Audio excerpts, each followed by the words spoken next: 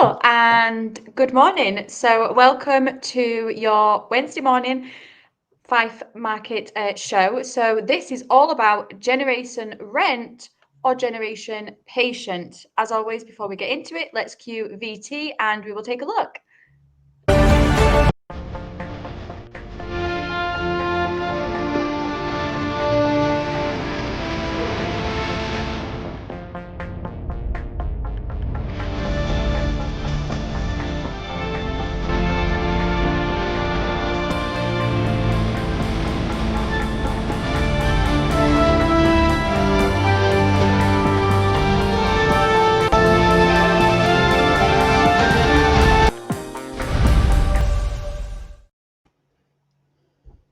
So, this is all about why Fife's under 34s are taking longer to buy a home.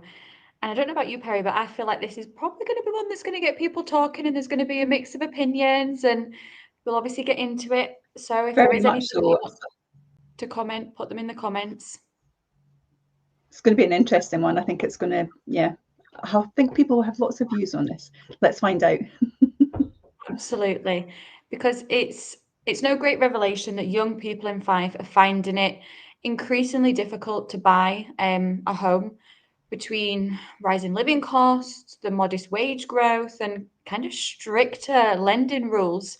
It's all contributed to a noticeable shift in the housing landscape, we could say. And for many under 34s, home ownership feels more like a long-term goal than a kind of near-term reality.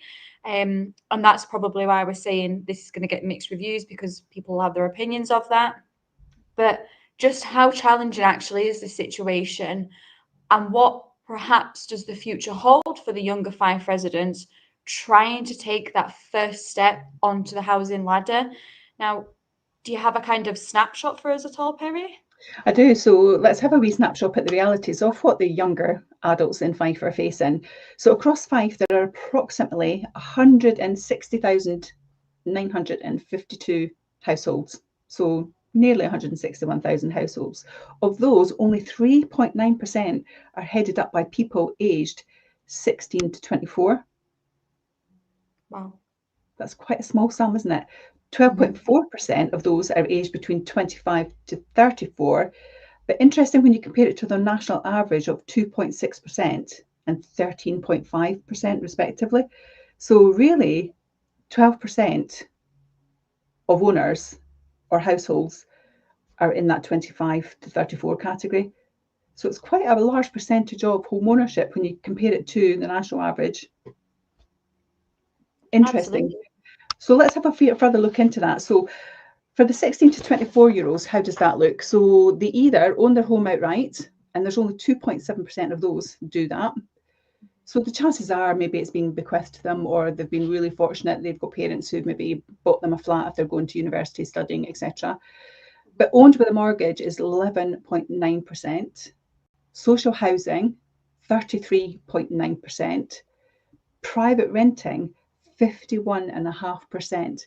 So half of 16 to 24-year-olds are in rentals, which Wow. really is quite interesting when you think there is such a shortage of rental properties. I mean, we know that because we've got that as a sidearm to our business as well. But when you look at that and we understand how quickly some of our rental properties go, Yeah. it's not a surprise that more than half of that age group are in rental, but also the affordability, as you mentioned earlier, Sophie, where does that affordability come for them to potentially own a home? So that'll be interesting as we kind of go through it, especially when we look at the owned outright average nationally at 3.6%. So we're behind that by nearly a full percentage in the Fife location. If you look at those with a mortgage, it's 10.2%, whereas here it's 11.9%, so a little bit higher. And then the private rented sector nationally is 63.5%. So that's another 12% on top of where we are in Fife. That's not far off 3/4 of that age group that are actually in private rental. Yeah. That's very revealing, isn't it? So that tells me that actually, A, that's affordability of housing wherever they are residing, but secondly, where is the social housing? Mm-hmm. There clearly has not been sufficient social housing built, is there? So that's an interesting one. But then if we flip it then to look at the 25 to 34-year-olds, because this is kind of the age bracket from 34 down that we're looking at, because we're looking at generations of younger people who are hopefully trying to own a house. So if we look at the 25 to 34s, owned outright is 3.2%. Actually, that's only half a percentage more than the under 24s. Yeah.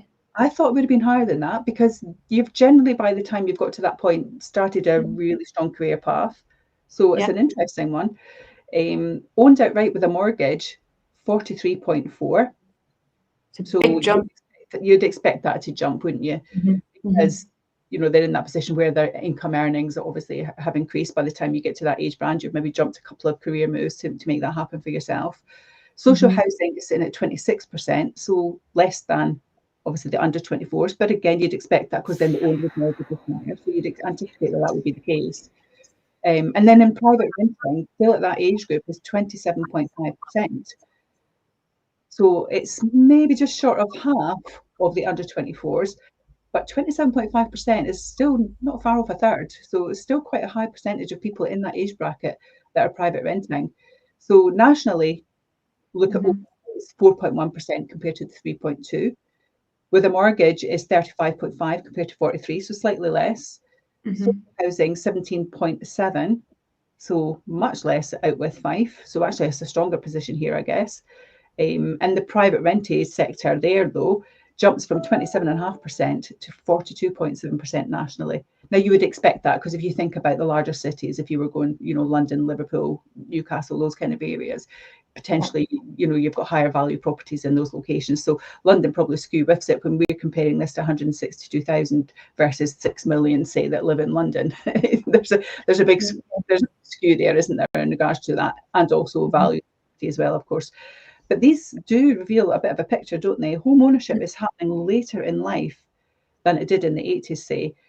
Renting, especially private renting, is the norm for many young adults in Fife, because they have no alternative choice. And the properties are just not there for social housing. We are starting to see quite a bit of building here. So, in Kennedy, they've built up new houses up there. There's quite a lot of social housing happening with that. Got all the sites in Glenrothes and Markinch that are building their social housing there. There's ones that are coming in Windygates that Campion Homes are doing towards the spring of next year, and there's going to be social housing there. But actually, when you still look at it as a percentage, the percentage of the social housing versus the privately selling houses in those plots is, I'm not saying an exact number, but it's probably around about 10%. So it's still a very small fraction when you think about supply and demand for that age group. So why do you think that's happening, Sophie? There's kind of a widespread belief that the rising house prices and the kind of stagnant wages are locking younger people out of the market. And while that perception isn't without merit, the reality is slightly more complex. Property values have increased. We see that.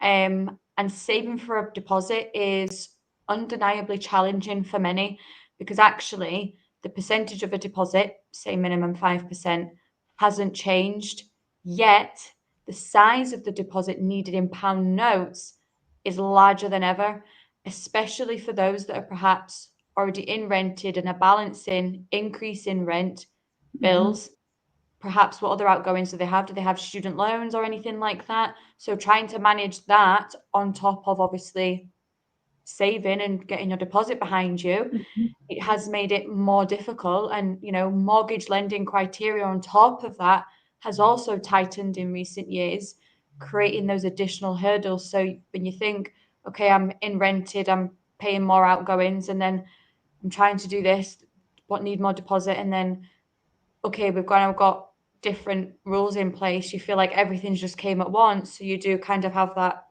moment. However, some numbers do kind of challenge that narrative. And this is where we do like to get the facts. But real wages today are 23.8% higher than they were in 2000, meaning people are, on average, earning nearly a quarter more in real terms than 25 years ago. And that is actually a point that often gets overlooked, and especially like in media, say, or if people are just having a blether and getting something off their chest, that fact there sometimes gets overlooked. And that's why we'll kind of say sometimes take a step back from the headlines and the doom and gloom and what it's saying, and actually maybe do your research and get the facts, and it can actually be quite interesting and telling.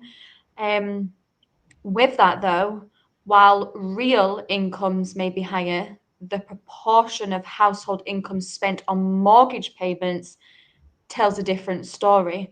So, for example, in 2002, the average first time buyer household spent 24.6% of their income on mortgage costs.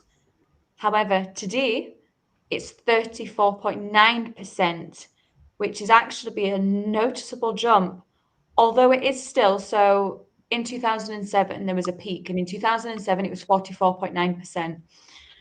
So obviously, it's still under that. However, it is still a big jump from when it was just 24.6. So today, as a reminder, it's 34.9% of your income goes onto your mortgage. That's before you do or pay for anything else. That is nothing else included. So while income, yes, it has improved, affordability has been squeezed by the rise in house prices, higher deposit requirements, and those costlier monthly payments. So the perception that home ownership is harder now isn't without the kind of foundations. It is just that the causes have layers to them, we will say.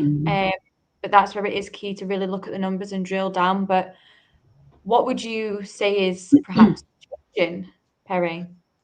I think the change in face of first time buyers is definitely there, and it's easy to romanticize in the past. I've actually done it myself. I'm of an age where I remember buying in the early 90s.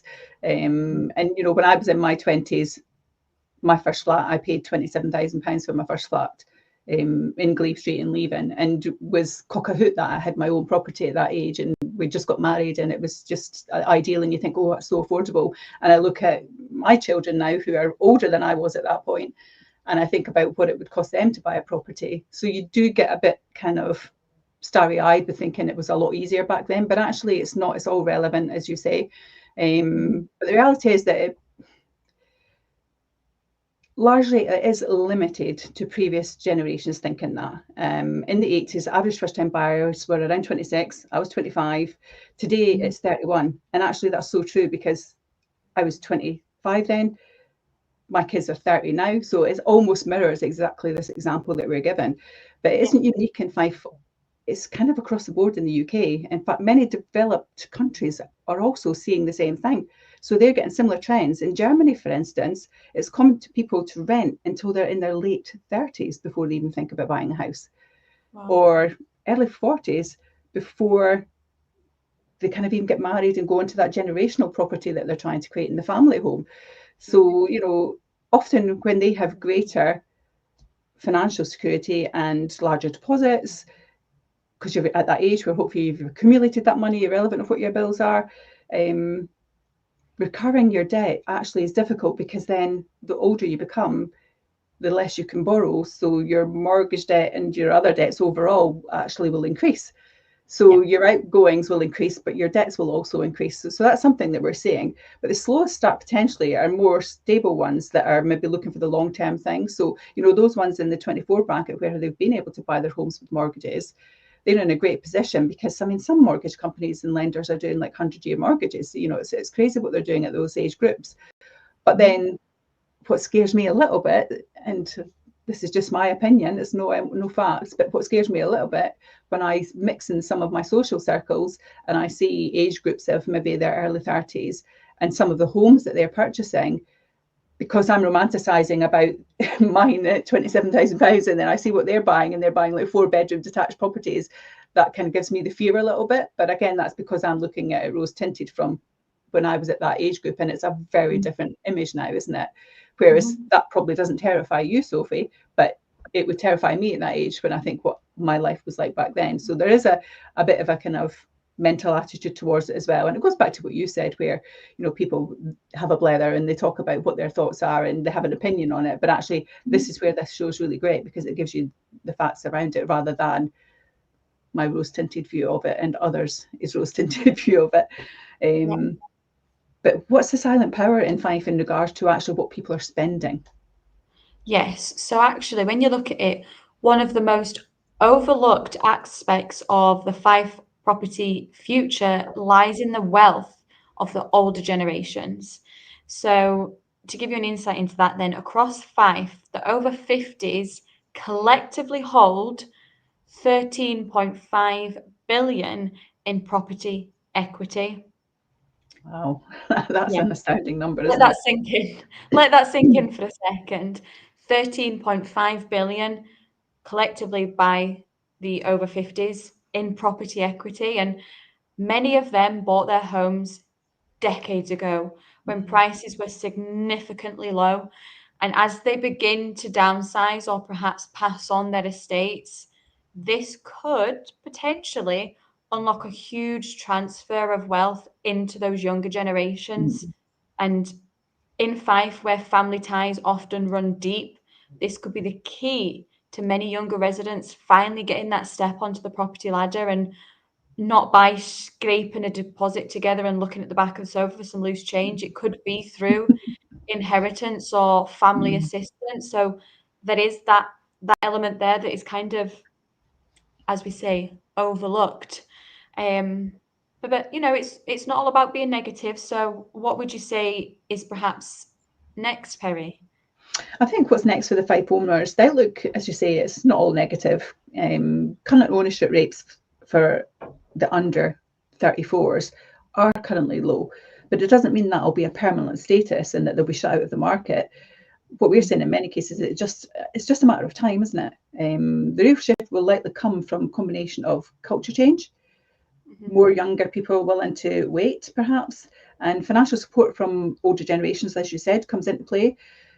But just because it's delayed doesn't mean it's denied for them. It's obviously it's frustrating because you'll have your own plan in your life and what you'd like to do. But most young people getting financially prepared, um, again with their intergenerational wealth, is a big factor, and that sets a bigger role in what they do next in their lives.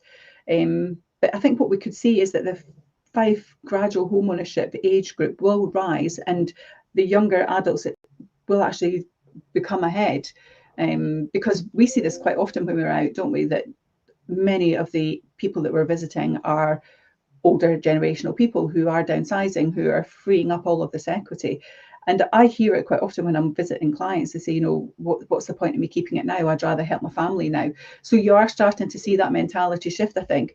And that challenge is real, but I think it does offer potential to the 34s and unders to get themselves on that property market. And start their journey of home ownership. But I would say this year alone, I've probably had at least a dozen cases since our year starts April. I would say at least a dozen cases since April where I've seen my clients say to me, this is what my plan is, and I want to help my family now rather than later. You've Oh, probably seen that quite frequently as well. Just last week, I was at a client in the St Andrews area, and she's selling her second property, and it's to help one of her children get on the Mm-hmm. property ladder because they're a family, two kids, and they just need that help. So absolutely, Mm-hmm. just last week, it happens absolutely. Mm-hmm. So for me, I think my final words on this would be don't become despondent. There's definitely ways out there. I think we're Mhm. seeing a shift. Nationally, we're in a strong position.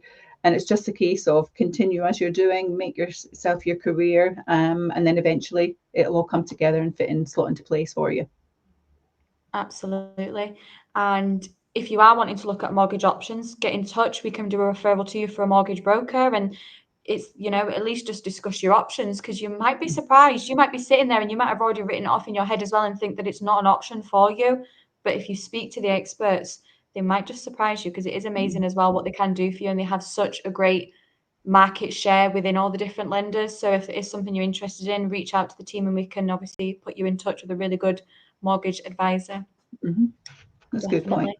Perfect. And that's it from me. Well, have a great day. It looks like a nice sunny one, so have a great day and we will see you again soon. Perfect. Take care. Take Bye care. all. Bye for now.